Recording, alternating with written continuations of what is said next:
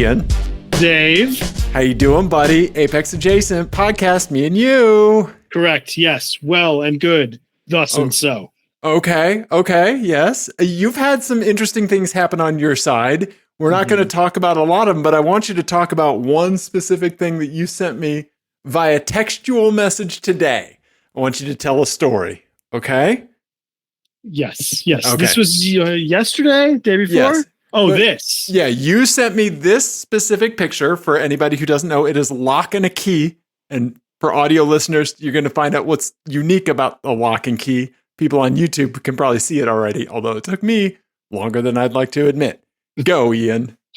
So my 6-year-old was very excited to bring home the Scholastic Book Fair thing.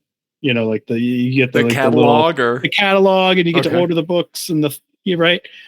And one of the things that was on there was a Gabby's Dollhouse diary, which he was very excited about because he loves that show. This is a show on Netflix. Okay, I've not heard of Gabby's Dollhouse. Okay. Gabby's Dollhouse? It's adorable. It has cats. Okay. And a dollhouse. Okay, cool. Yeah, very cute. Anyway, so it had a little diary, and then it came with a little lock and 2 keys. And he almost immediately started losing the keys, right? Because that's what happens when you're 6. And there was in a pocket, and then he changed his pants, and then it was the whole thing. And so he had been trying to figure out where can I keep this key where I'm not going to lose it. And so he found out that if you put the key, just the little key, on the hasp part of the lock, the little bar part of the lock, it fits perfectly, and then you lock the lock, and then the key can't go anywhere. Unfortunately, that also means the key is then useless. And he did it, and then he looked at it for a second, and then he looked up at me oh.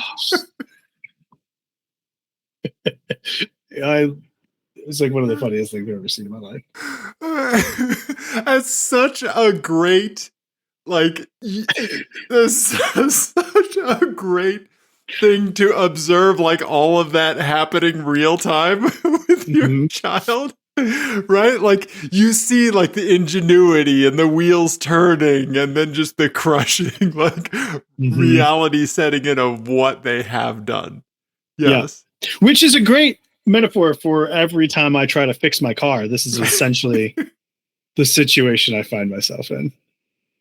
Well, I start off with the best of intentions.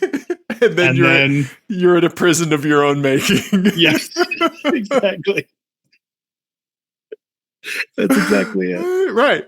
Oh, and so the reason that I wanted you to tell that story to start the show is because I wanted to talk about our podcast and where we are in the automotive landscape. Because we're in a prison of our own making as well? Honestly, yes, Ian. Honestly, I do really feel like this, right? Okay. So this is going to get kind of serious. So, okay. Should you be on a couch right now? What's happening? Therapy was Monday and Tuesday this week. Today is Wednesday, Ian. So let's complete the hat trick. Okay. All right.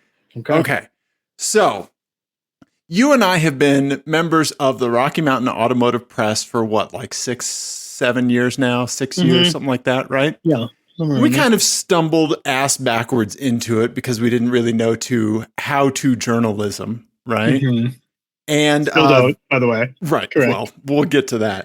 So Nathan Adlin with TFL Car, yes. The fast lane car, was the individual that I think you had found him on the interwebs, Ian, got him on our show as an invite, and he got us over to the Automotive Press, right? Right. Yep. He made the connection and the recommendation to bring us in because we're 2 guys with a podcast. This is a group that still has folks that are on AM radio. Okay. Yeah. Right. It's a wide range of people. There's other digital people on there. There are print media on there, radio, like you said, a really wide range of people in the kind of Denver, Wyoming, New Mexico area. Right. And I think we were probably the first podcast in this small group, right? You know, I don't know if TFL had a podcast at the time. Maybe they did. I don't think they did. I think we were before them, I think. Not to say we were doing anything good or correct, or that we are now. Right. Yeah. Yeah. So sorry to steal your joke right out from underneath you. Yeah. No. But it's always been a weird kind of thing for us, right? Mm-hmm. Because in order for we've never been compelled to be the kind of people that like truly review cars and give you content about a car, right? Yeah. We're more along the lines of like, as we found our voice, like the culture, like what cars mean to us, like our connections with them, and like how they dovetail into all of these aspects of our lives. And I think that you, Ian, have done a great job in kind of honing the voice of the show in that direction. I absolutely credit you with that kind of piece. This, like, the volume of tech stuff that I've done for the show, I feel like your kind of contribution towards getting the show like in that direction is of the same amplitude. Oh, well, thank you. You know, I don't think many people agree. No. But, yeah. Take the compliment, damn it. Okay, thank you. Okay. So but I think that you are that kind of force that has shown me that it's a good direction to go in, right? Like it's given us some direction, right? Yeah. And that's like the closest thing that we have to a thing, right? Besides like Ian and Dave are friends, the podcast, right? Right. So our kind of like place in the landscape of like automotive journalism has always just been like very outsider. Like we're not producing like content that's centric to cars. And this group, like the Rocky Mountain Automotive Press, is very much a group that is dedicated to just doing that, right? Mm-hmm. And for anybody who doesn't know, Ian, would you kind of describe the ecosystem of how like cars happen, manufacturers, intermediaries, and journalists? Would you kind of describe that arc for the folks? Yeah. So there's like basically, you know, there's marketing departments at car manufacturers who want journalists and people like us, I guess, to have interaction with their cars, and they contract with these like logistics companies essentially to make that happen. And so they end up kind of being these other companies usually end up being sort of like de facto like gatekeepers to access to the cars. And so for years and years and years, that basically meant print media and some radio and television, right? Obviously that's all changing, just like everything else. And so getting access to press cars, especially when you're not in a big market like we are, we're in Denver, which is not considered a huge media market, right? Right. Is always a little bit weird because by the time that you're getting, especially now, you know, back in the day, if you wrote for like Denver Post or whatever, it might be that the first time someone heard about a car would be like an article in the Denver Post. First time I heard about a Corvette C5 was in the Kansas City Star. Right. And that was a thing. And it might be the first time you see a car, like a visual representation of a new car, might be at a regional auto show. And that is just not the case anymore. If you're interested in cars, it's instant, right? Like everybody gets the press cars in advance, and there's an embargo date. Yeah. And then everyone hits go at the same time at 9 a.m. Eastern on whatever day, and that's how everyone kind of gets their new car news now. And so that was part of the reason that you were talking about, like we want to do something different. It's that nobody's going to come to us for their car news because they've already heard that elsewhere, right? They can get that elsewhere, so it doesn't make any sense. Right. And this isn't our full-time job, so we can't devote like all of our energy to being people that get a car before the embargo's lifted, producing content for it, and then having that deliverable when the embargo's lifted. Like, we just can't do it. Right? Yeah. So we were just like, well, let's just do whatever we think is interesting and not worry about trying to make money or anything like that. There's like, I have a whole other rant about that, but we can talk about that later because I'm sure it's going to come up. But anyway, so our relationship with the intermediaries, I think, originally was they were sort of curious about what it was that we did, and honestly, we've had much more traction with the manufacturers themselves. Yes. Kind of liking the direction that we took things. And even if we're not very nice about a car, they like that we're doing something interesting, because all they care about is eyeballs. That's all they care about. Right. Whereas the intermediary, like the logistics people, they are much more the fleet managers. That's what they're called. Fleet manager. I think, they depend on their business is essentially relationships, right? They have relationships with media people and they have relationships with manufacturers, and they live and die on that. So it makes sense that they are much more sensitive to, reviews being positive or being more prescribed and more of a certain way. They're much more risk averse, I think, with media stuff than in our experience anyway, than the manufacturers. Right. Yes. You're exactly right. The manufacturers seem to have the manufacturers occasionally will have a sense of humor about an aspect of their car or kind of like some associated things. From the fleet manager's perspective, it's much more in order for them to survive as a career, they have to show the manufacturers that they are getting, that it is worth the manufacturer's time, effort, and money to get a car into this list of journalists' hands for these quantity of views, because everything is digital media metrics, right? Back in the day, you could say, oh, the Kansas City Star has a circulation of, 600,000 people, right? 75,000 people, whatever, right? And so those were the numbers, right? So if you got a car, it would at least get in front of, 75,000 people or whatever, right? Nowadays, you know exactly how long somebody's watched a thing, all that stuff, how many views, the retention, etc., and all of these metrics. So that means those metrics are now the what am I trying to think of? Like the watermark or the right. That's what they care about, right? That's right. For the fleet manager, what they want to see. Yes. Right. Yeah. For them to show that it is worth the manufacturer's effort to get those cars to these specific fleet managers that channel it to these press folks, right? And so we've been given a lot of opportunities, more than I think that they took risks on us, albeit low stakes. You're giving us a car sometimes for a week, right? And it's and we're not the first ones to get the car. Oftentimes it was just a there's a gap in the schedule or whatever. Right. Yeah. Sure. So nobody's breaking their back, getting us a car. But that doesn't mean we're not thankful for the times that we've been given a car, right? Or access to the cars. Totally. Right? And we've been able to experience a lot of cars because of being part of this group, right? Now, we're in a weird place because the last time I went to the Rocky Mountain Automotive, or the Rocky Mountain driving experience, right? The annual event, one of the fleet managers pulled me aside and talked to me about a piece of content that we had made that we put up on TikTok and Instagram Reels, about the GMC pick-em-up truck, right? Yeah.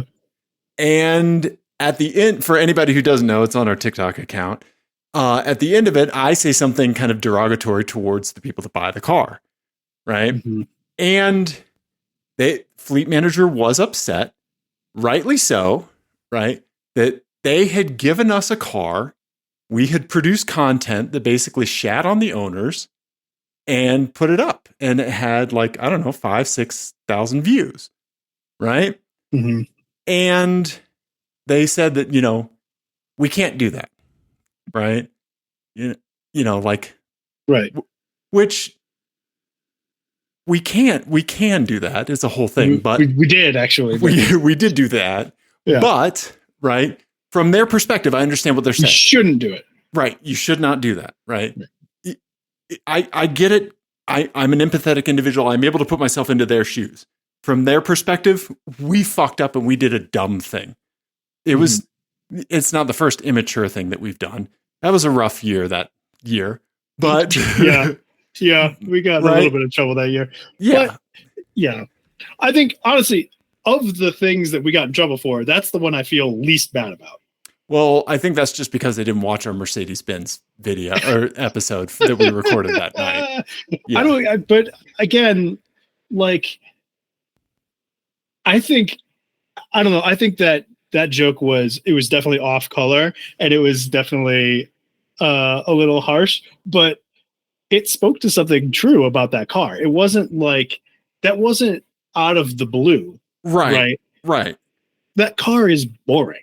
Right. Yes. So on one hand, we can be like, GMC just needs to make a better truck.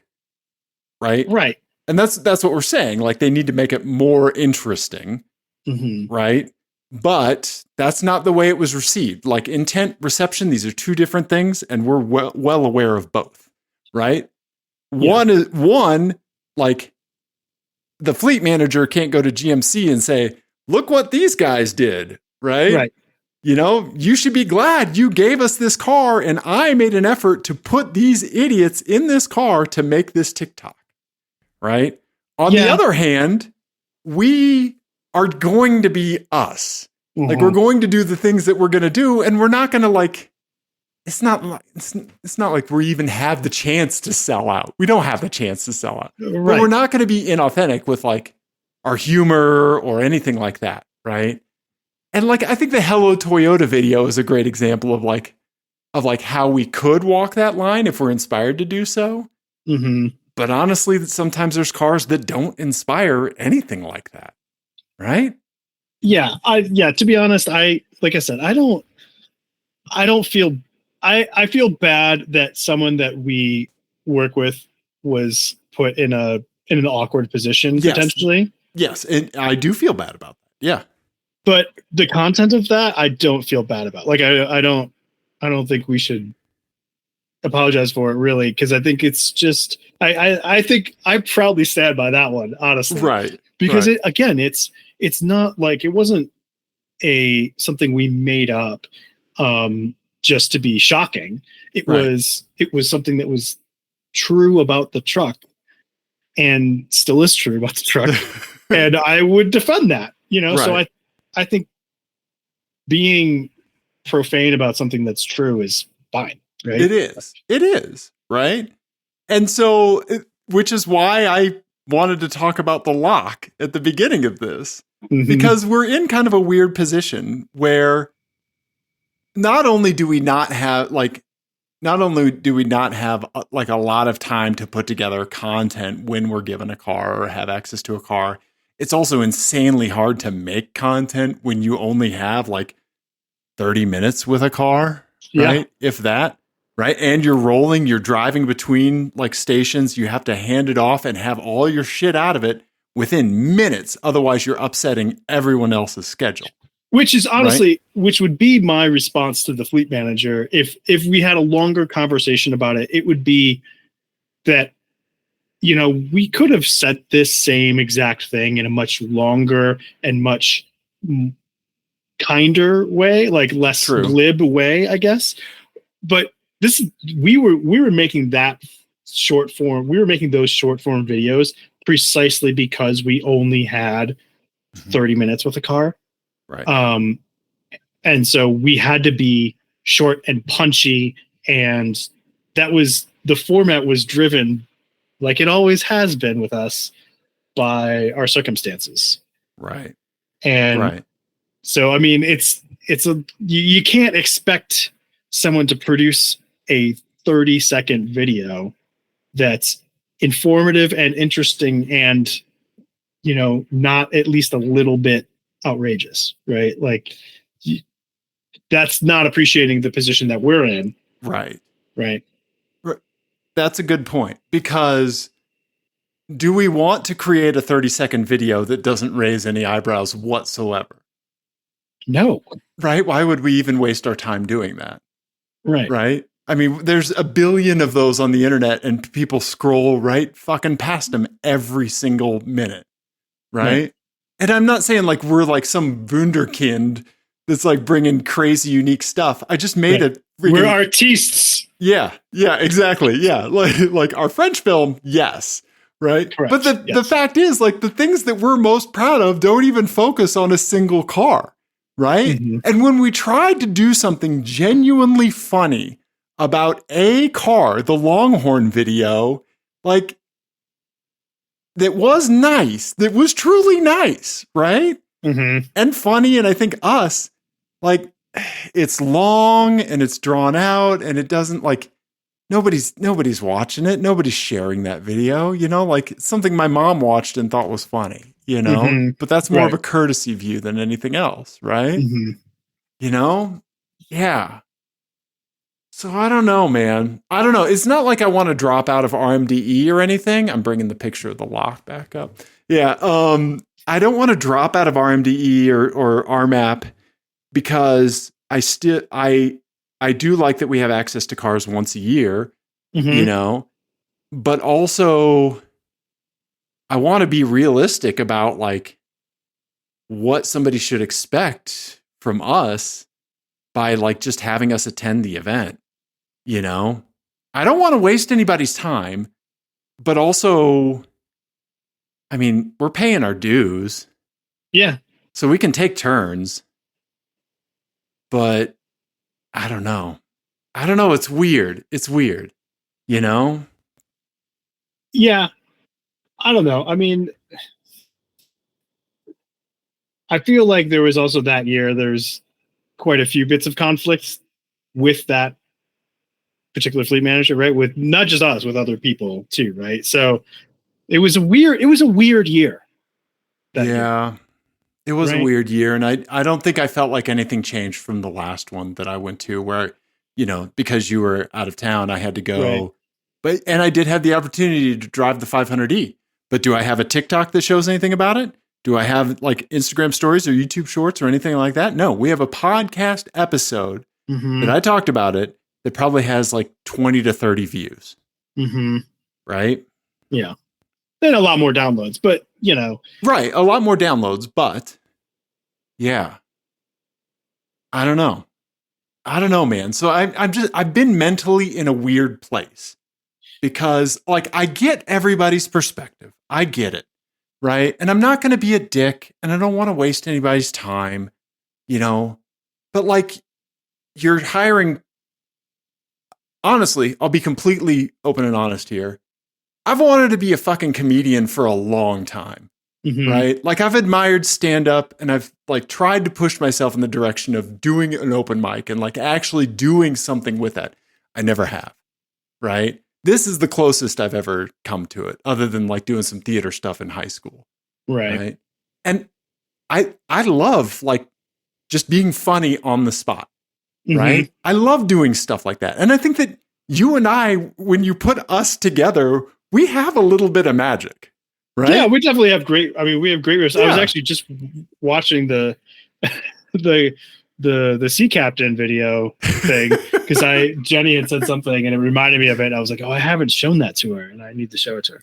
But yeah, like I think we definitely have a good back and forth, and we can riff, and we're funny, and our best things that we've put up, or if you use the word content. Our best videos that we've made and stuff like that, I think have been either an extension of us riffing about something or just us riffing about something. Right. You know what I mean? And I think like we have a Nissan Altima video that consistently still, years later, does great numbers, and that is basically just us, you know, bantering back and forth. Yeah, being idiots in the Ultima, right? Yeah. But we had more time to do that. We had a few hours to like kind of ruminate and plan that. Right. And then, you know, days and weeks to do voiceover and that sort of stuff afterwards. Right. So yeah, that's what I think is, you know, our best work is usually those sorts of things. Yeah. Yeah. Yeah. I don't know. I've been in a weird place with it. You know? I know. I think it affects. I mean, the thing that I feel worst about is I wish I had been there when you had that conversation. Yeah. Because I think I can get myself, because I am also like I am Midwestern, and so my default thing is to be, I don't want to be in anyone's way. I don't want to inconvenience anybody. I can also like get myself into a mode of like, this sounds like a you problem, not a me problem. And when I absolutely need to. And it's usually when somebody that I care about is being upset. And that would be you would qualify my children, sometimes my wife. Yeah, like I think like the first time somebody called us a slur for a homosexual person on the internet, you basically said like that you were coming over to slap the phone out of my hand and be like, "I got this. They hurt my baby boy." Yeah. Yeah. And I appreciate that Papa Bear that kicks in for you. I do. I really do. Yeah. So, but also I do think like I think I can kind of. It seems so, because the joke is ridiculous to be for this in context of this next sentence that I'm about to say. But I think I can like synthesize like an intellectual argument for why it's appropriate for us to make the joke that we did. Right. Which is really funny. But also true. I think I can. And I think I have, like it's right. It's not, like I said, it's not. It wasn't us just being vulgar for the fun of it, right? So, whatever. Yeah. If it was something that I didn't believe, then I wouldn't be so flippant about it. No. Yes, you know what I mean? You are correct. Yes, but the fact is that you can make a point from it. Right. And I just want to tell people so they don't have to like open another fucking app to find like what we're talking about. I made a joke at the end of the video that it seems like the only people who buy the truck are people that need to be choked during sex so they feel like they're alive. Right.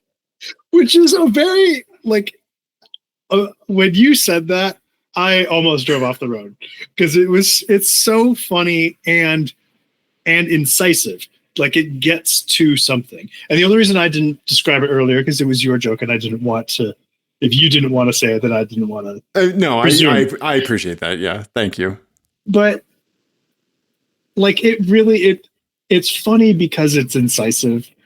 Right. It's not just you being glib and shocking. It's you talking about how the person who buys this truck has nothing going on in their life, right? Right. And so it needs to manufacture things to be excited about or titillated by or whatever. And because GMC is not like, say, like bringing a Raptor or a Lightning or something like that to the table, the GM has always kind of floundered in this area. Like, they've had a billion attempts to make a truck interesting all the way back to the 454 SS in the late 90s, right?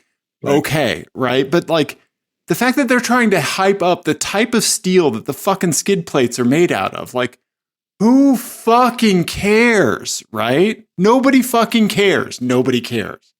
But if that like you can see somebody being like, well, they said it's high boron steel, so right. Yeah. Oh, yes. And Margaret, just lock in there a little bit. Right? See? Right? The full transparency, Ian, that's what we're all about. As I say now, right? I had a joke in my head before I said it. And it was, I feel like this person needs to be, this is the kind of person that would stab themselves in the leg with a fork. So just so that they could feel something. The second draft is better. Right. Because like they're trying to find an escalation of pleasure. right? Like there was quick calculus, not good calculus. There was quick rudimentary geometry happening in my head that got me to the choke joke instead of the leg stabby joke. Yeah. They probably would have been upset with both forms, to be honest. Here's what I will say though. This happened a year and a half ago. Yeah. There's a 0% chance we'd be talking about the GMC, whatever the fuck it was, a year and a half later, had you not said that. You're 100% right. You're 100% right. Yeah. I think that is the name of the truck, right? The GMC, whatever the fuck. Whatever the fuck. That's the model name of the truck. And it comes in who gives a shit maroon. Yeah. Right. Yeah, like GMC's whole thing is like, what if we took a really boring car and made it a kind of fancy? Right. Like, yeah, okay. Yeah, and like, yes, it does a truck thing. It's super nice, and of course, it's $92,000 because all the big trucks are nowadays. Sure, okay, whatever. Like, yes, it's a great fucking truck, right? But sex is cool too. Yeah, I mean, honestly, of all the things that we've could potentially feel bad about in the history of our show, this ranks real low for me, and I know that it upsets somebody else. I have a hard time bringing myself to care about that because I stand behind the thing that we said, right? Yes.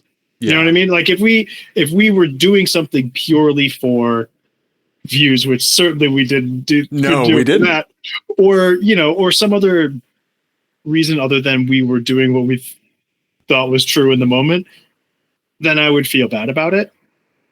But we weren't. We were saying what we thought was true, and I think it's still true. And so I don't feel the least bit bad about it. Right. And I don't think you should either. But no, and I don't. Okay. I just think that like it's very weird to walk into a place after somebody has gotten upset with us like that and still be like, I'm here for my cars, please. Right. Which we're entitled to because we pay our fucking dues. Right. And the manufacturers like us. The manufacturers do like us. In fact, somebody from Nissan actually commented on the video. So, right. So another manufacturer liked it. Maybe that manufacturer was the winner of Truck of the Year, according to the Rocky Mountain Automotive Press. I'm just saying, but, not going to name names, but, you could probably connect some dots. But anyway, I don't know. It's just when I saw the lock thing that you sent, like everything kind of snapped into view. And that I kind of wanted to get into this last week, but the lock thing that you sent just today, I think really was like, oh no, like this finally clicked the way I want it to in my head. This is well beyond getting wet with Ian or slightly damp with Dave. Yeah. We're in it. Right. Yeah. We're in a jacuzzi. Come on in. This is full on podcasting about podcasting, which it is. Is my very favorite thing to do. Yeah. But also I think I don't know, maybe people will find insight into how to be an unsuccessful automotive journalist and get people kind of mad at you when you just try to make a, asphyxiation joke on the internet. Maybe people will find that interesting. Maybe they will. Can we talk about the unsuccessful thing? Because this is something I've actually been thinking about. Yeah, go for it. Yeah. Since we're here down in the Naval Gaisley territory. Sure. I've been really thinking about this a lot, and I am dead set that my goal in life from here on out is to not attempt to monetize any of my hobbies. Yes. Okay. I agree with that. I just started paying attention to the number of times I had conversations with friends or other people, and they talked about a thing that they wanted to do, and a part of it was they could, they're going to build a vacation home and then they're going to be able to rent it, or they're going to do a thing and then it's going to be a side hustle. And it's just fucking enjoy shit. Right. Right. Just enjoy things and don't, it sucks that we're in a spot where you feel like you have to try to monetize every fucking second of your life, but it's not healthy or good. Like, you should just do things and be, Right. Anyway, that's as inspirational poster as I'm gonna get ever. So congratulations. Well, we captured it on video. Let's monetize it. I do want to tell you, while you're away, I was just making a little clip for the Patreon subscribers, right? Speaking of monetizing your hobbies. Okay. Yeah. This is a real thing. I could play this back for you. I just talked into the mic for a second and told the Patreon folks that I have not cashed in like their donations for a while. There's probably a couple $100 in there. I think I'm just going to give it to the Trevor Project or to Rain and just kind of do that on a recurring basis.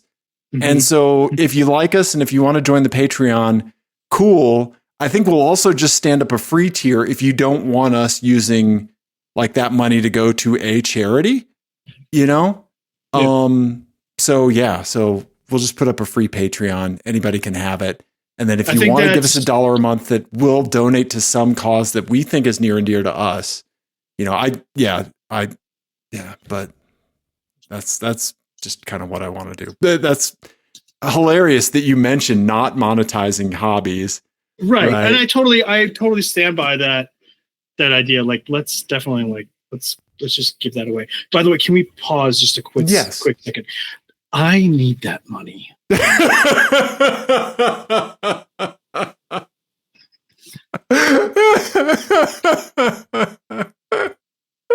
You should have done the claps.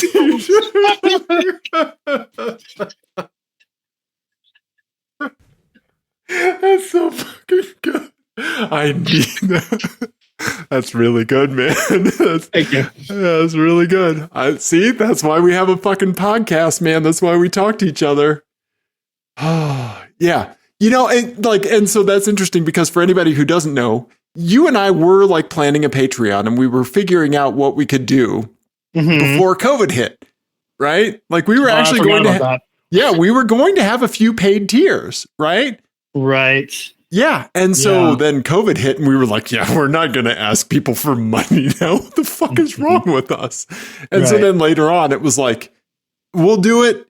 Also, you don't even need to truly give us $1. If you want something here's the link that it gets you and just tell us and we'll send you anything you want, Like, yeah. I think one of the reasons that we only sold like 6 stickers is because we sent out tons of stickers on our own dime to everybody that we like.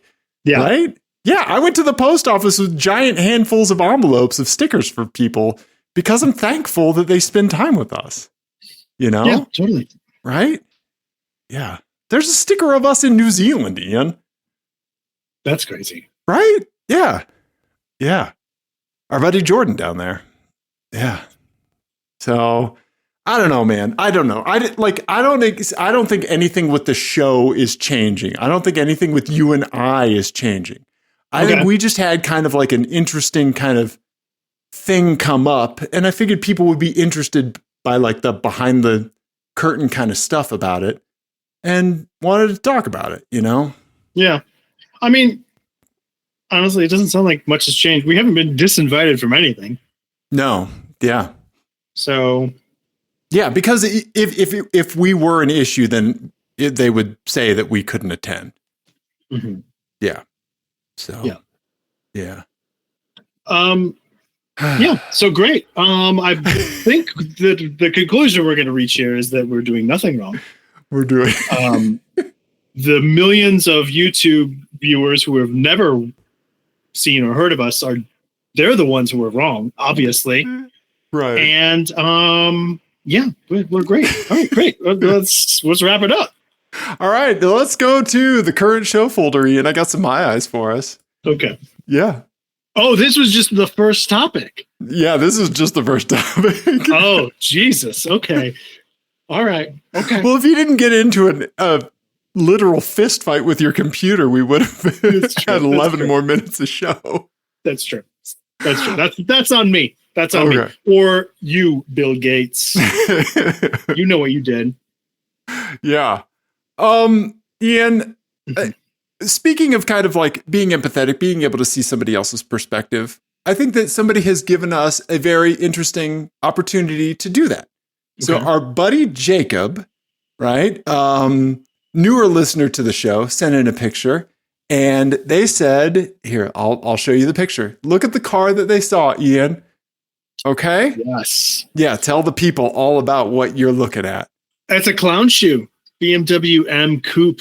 Oh, so great. Right? Yeah. Awesome. And it's got a vanity plate. It's in black. It's a black M Coupe, which I don't know if I've ever seen a black M Coupe. Yeah, I don't think I have. I've seen a lot of like silver and blue. Yeah, right? I don't know if I've ever seen a black one. We saw there was a clown shoe at, we'll talk about that too. Because I did track day recently. Oh, okay. But yeah, it says SF Cali on the old license plate, on the old Iowa license plate. That makes him lots of friends in Iowa. But Jacob said, and he sent us some other vanity plates that are still in the hopper. And so thank you, Jacob, because he sent some awesome ones. So, but Jacob says he's never seen one of these before, right? So like the fact that like the first time Jacob saw a clown shoe, right, sent it to us, said that, he said that he wasn't sure what they were called, and I apologize for not texting back earlier. But the first time he saw a clown shoe, so like seeing like somebody's like first experience with a clown shoe is freaking awesome, man. Right? Yeah, they're such cool cars. Yeah, such cool cars. I love them so much. So if anybody has like a picture of the first time you witnessed a car, or you just want to tell a story about the first time you saw a car, text us 720-515-1391. I want to hear about the first time you saw it. Ian, can you think of a first time that you saw a car and like what it meant to you? Like a specific car? I have one that we were together for, but if you have something off the top of your head. The first time I saw a Carrera GT, in the wild. Okay. In Chicago. I mean, this would have been almost 15 years ago, probably. Yeah. I was walking around downtown Chicago and I saw a Carrera GT, and it was wild. What color you think? It was silver. Okay. Which it looks great in silver. And but it just looked so wild in traffic. And I mean, walking around the nice parts of Chicago, like you definitely see, Ferraris and things like that kind of all the time. But even then it stood out as like, oh my God, that is something special. Like really special. Yeah. And this would have been in like 2010 or 11 probably. Okay. And even that it was like a really cool thing to see. And I immediately knew what it was. Right. You had already torrented Top Gear. Yeah. They talked about it, right? Mm-hmm. Yeah, absolutely. Yeah. Right. And you got the torrent link from Final Gear back in the day. Remember that? Yeah, I remember that. Yep. Yes. Yeah. Yep. But yeah, that's one that always sticks out of like, oh my God, is that what I think it is? Yeah. That's really cool, Ian. That's really cool. What about you? What was the one when you were with me? Was it the first time for both of us to see it or you to see it? I think it might have been the first time for all three of us, you, me, and Peta, to see it, the Ford Shogun. Oh, right. Oh, my God. Yes, I flipped out. Yeah. I flipped out. Right? Which RIP, unfortunately, it burned in the Superior fires. Yeah. Not too far from where I live. Yeah. Yeah. Yeah. Oh, my God. It was so cool to see that. And it was being tracked. We saw it. We saw it at a track day. I mean, and not long before this happened. Right? No, it was less than a year before this happened. Yes. Yeah. One of 9, right? I think one of 7. I think there were 9 made, 3 in Japan, 6 domestic. Oh, okay. Yeah. All so rare that they were referred to just by their color. Yeah. Right. It's so crazy. And it's a real bummer that it was destroyed. but yeah, I flipped out when I saw that car because I remember watching, because I grew up on late night TV. To my mom's chagrin. Yeah. But I mean, from a very young age, I was watching Johnny Carson and Letterman and all that sort of stuff. And I saw Jay Leno's first Tonight Show episode. We all watched it as a family. Okay. And he drove his Shogun in the first episode, like to the studio. That was like the opening bit. No he drove way. his Shogun. What? Really? Yeah, and it would have been brand new at the time and was insanely rare. Okay. Obviously. Right? It was this really weird esoteric car. But Yeah. he drove it in I believe it was the very first episode that he hosted of the Tonight Show. And so I was aware of it from 1989 or 90, whatever that was. Yeah. And to sort of finally see one 30 some years later was the first time I ever saw one in person. It's still the only time I've ever seen one in person. Yeah. Same here. Right? Probably ever will. I mean, we saw something more rare than a McLaren F1, right? Mm-hmm. Significantly more rare. Yeah, significantly, right? Mm-hmm. Yeah. Yeah, and you, me, and Peter were all together when we saw it, right? And the owner was super nice. Yeah. And like the exact kind of person you want. Like sometimes in the automotive community, you encounter folks that are just so interested in talking at you about the car, right? Right. But this person was very laid back and they were just like happy to answer questions. Yeah. And very chill and very awesome. My biggest regret is I chickened out and I didn't ask if I could ride with them. Oh, okay. I really wish I had. Yeah. Yeah. I get it. Yeah. Yeah. So cool. Yeah. But for anybody who has a story about the first time that they saw a specific car and it made an impact on you, text it over 720-515-1391, email at apexadjacent@gmail.com. Yeah, we'll talk about it on the show. Yeah, because that kind of stuff is really special, right? Mm-hmm. Yeah. So thank you, Jacob, for sending the first time you saw a clown shoot. That is a ripping car to see. Super cool. I've never sat in one. I've never driven one. I've never driven a Z3 or a Z4. Yeah, or the Z3M or the Z4M. I've never driven or ridden in any of those. I've ridden in a Z3M, and I've driven Z3s and Z4s, but never the M's. The M edition. Okay. Yeah. Okay. I did get to drive an M3 last week. Yes, you did. Let's talk about that. Yeah, so I went and did a track day, which was a long time coming, at High Plains Raceway with our buddy PETA. I brought the R32. He brought his M3. And for the first time, I got to drive it on track because for the longest time, he didn't have a movable seat. And I am a very different shaped person. Yep, PETA, noted tall Mainer boy. Yes. Mm-hmm. Yep. And I still looked like a real old lady behind the wheel of it, because the steering wheel doesn't move and the seat is very low.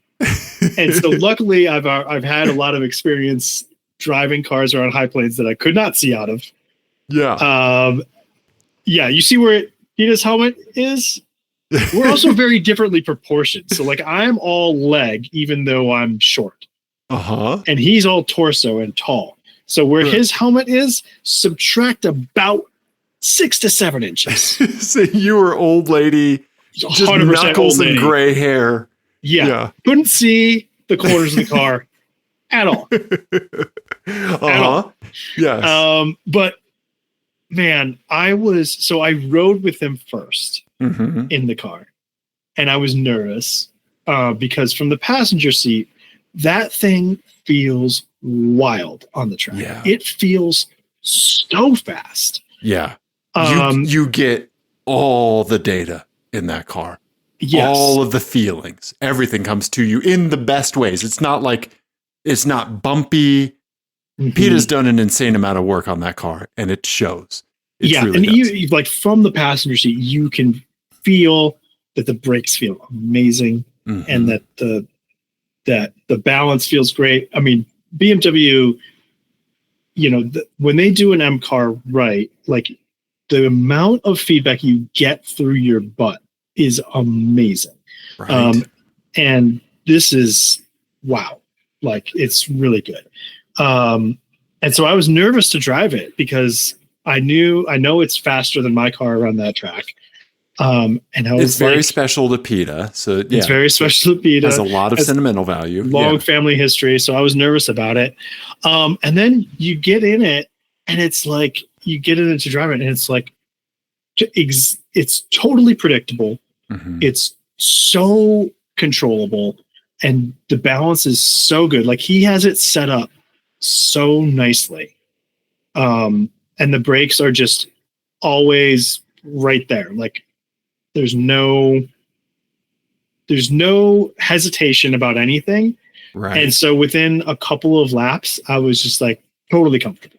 Yeah. Yeah.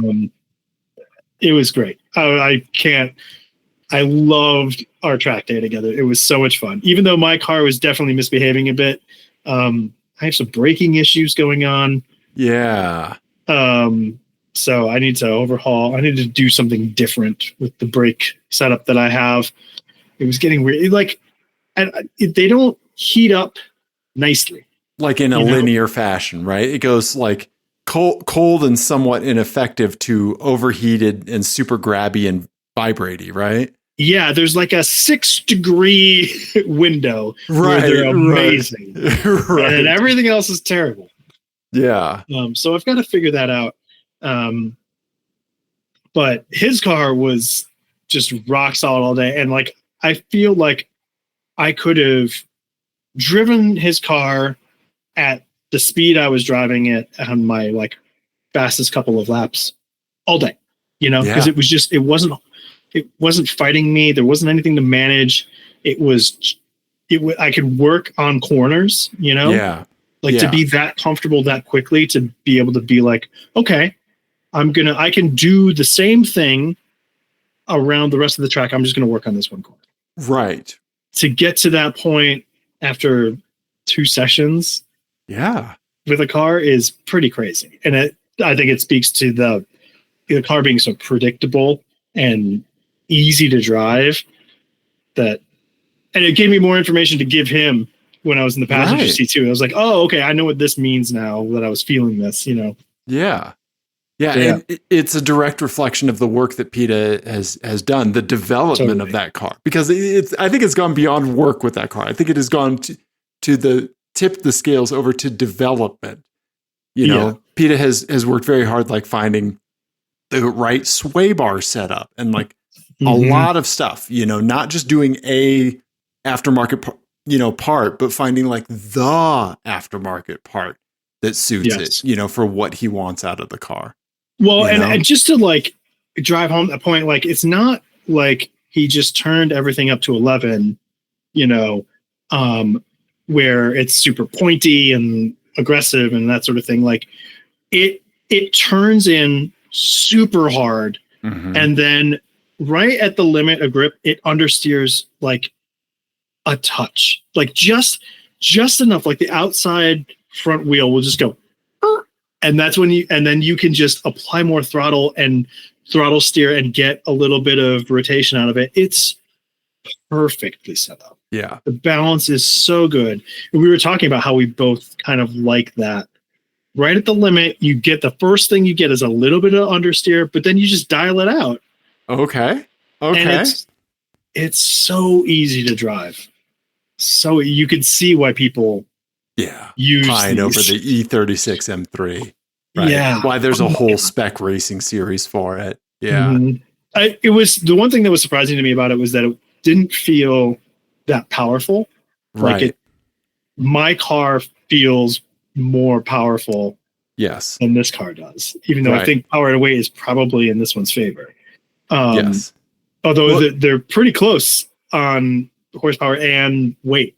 Yeah. Yeah. For anybody who doesn't know, this is the pre 333 horsepower version of the E36 M3.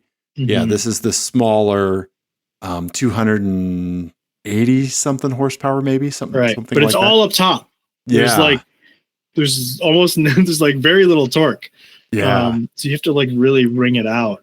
Right. So it was a very different driving experience. Right. Going back and forth between my car and this car was really weird. Yeah. I love that you had like my Fiat and autocross, just bananas front wheel drive. You have your like, here is your very German R32 that's like, I am going to give you this amount of torque and it will never change. Yes. I am going to behave in this manner and it will never change. Right. And then you get PETA's race car.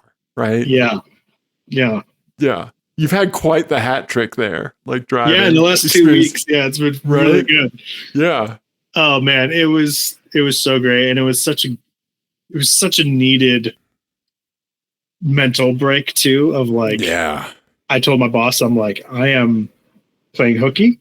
I am going to a track day, so I can like not think about anything other than what I'm doing. Yeah, and he was like, great. You should do that. Yeah, no calls. Yeah. Right? Yeah. I put my phone in my backpack and didn't look at it once. Wow. That's awesome, man. Yeah, it was great.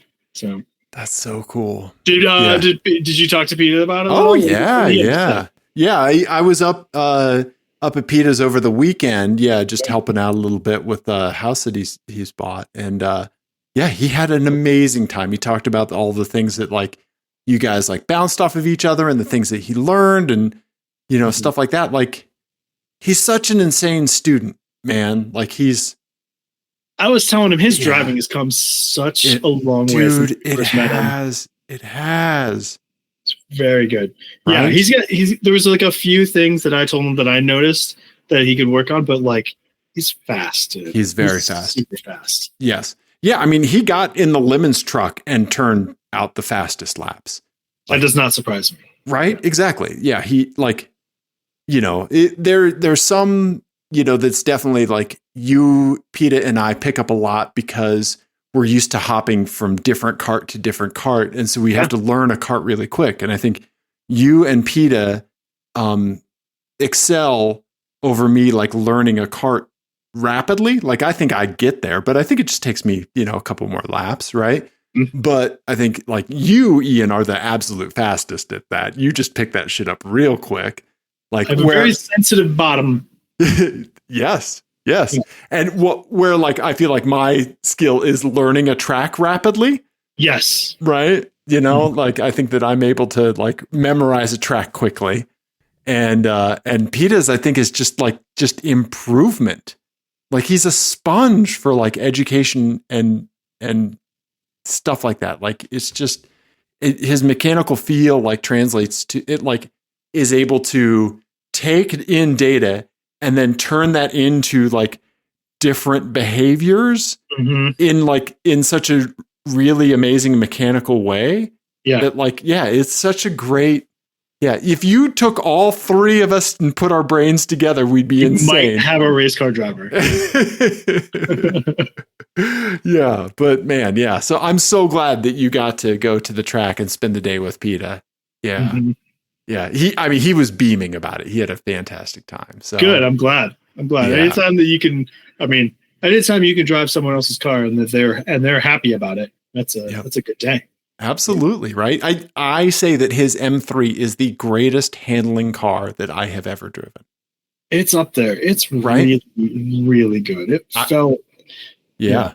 I'd take that over an Elise. Yeah. Yeah. I was like, I did the very me thing of like, I'm going to take it super easy. And then within like a lap and a half, I was like, you were not taking it easy. It's amazing. Yeah. Yeah. I love that. I love how you're like, okay, I'm going to do this. And then we do not do that. Well, but so here's what actually happens is that I still in my head am taking it easy. It's just the bar of what easy is just gets moved. Right. I just move those goalposts constantly. Right. Yeah. But really, like the limits are so high on this car. Yeah. And also they're just it tells you when you're approaching them. Yes. In such a way that you don't feel scared about it, right? It communicates so well to you that it's like, hey, excuse me. Hey, buddy. Hey. Let's take it down a notch, right? You like do realize what you're asking, right? Yeah. Yeah. And then you could just be like, you're right. Right. My bad. Right. Because the car's like, we both know I'm not the problem. Yeah. And then you're like, we can still go fast though, right? And the car's like, all sure day, we can, buddy. All day. Right? Yeah. The car definitely calls you buddy. Right? Yeah. Absolutely. I saw a thing going around on the internet that it was like on Twitter or something, that it was like the times where it's appropriate to use the word buddy. Okay. And it's like it's to a child, to a dog, and to a drunk person. Those are when it's okay to use the word buddy. Right? And you've called me buddy, and I know exactly why. I'm not a dog, and I've never been drunk. Yep, and it was 100% appropriate. Let's get you a juice, buddy. Yep, yeah, there were no beans about it, buddy. Yeah. Yeah. But yeah, it was super fun. I had fun with my car, even though it was being temperamental. And Peter's car is amazing. We went real fast in it. It was great. I think we did run Track Addict for a couple of the sessions. Mm-hmm. And I think the time that I saw for myself was like a 2:12.9 was the best that I ran. That's really quick. That's quick. That's really quick. Around High Plains in that car. So yeah, it was fun. Right. It was real fun. Yeah. That's amazing, man. I love that. Yeah. Awesome, buddy. So I know Pete has run 2:10s in that, and he has completely can see how. Oh yeah, and a 209, 208's well within his grasp. Yeah. Yes. Absolutely. Yeah. Some fresh tires and just like a little bit of cleanup on a few little pieces, and he's there. Yeah. He was saying he does notice the difference because he's moved to another tire from the Bridgestone RE71. Mm-hmm. Yeah, and he's pining for the RE71s again. Yeah. Yeah. I was looking at different autocross tires, and I think I'm just going to do RE71s again. Yeah. That's what I have in my car. And I mean, those things just, they last really a long time, and they're really predictable. Yeah. It's like, they grip like great tires. Yeah. I need it for the sidewall stiffness. I don't think there's anything out there with a stiffer sidewall than that. Mm-hmm.